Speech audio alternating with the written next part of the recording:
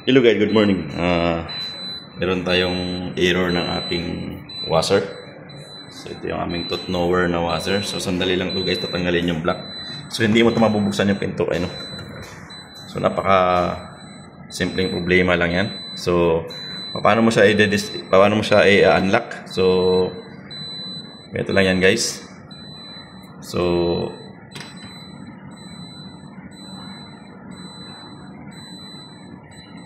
yan. So unlocking.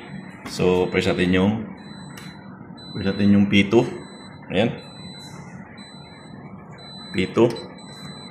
Then P1. So yan guys, wait lang natin. Ayan. So magbubukas na yan siya guys.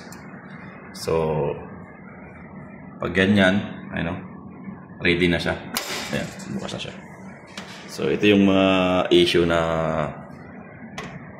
minsan kasi guys, pag matagal nila isarado yung kabilang side, so yun yung nagiging nangyayari. Nagkakaroon siya ng error. So, ganun lang pagbukas ng unblock. Pag naka-block. Tapos, kailangan mo i-unblock. Yun lang yung pagpa-unblock guys. Napakasimple lang, okay?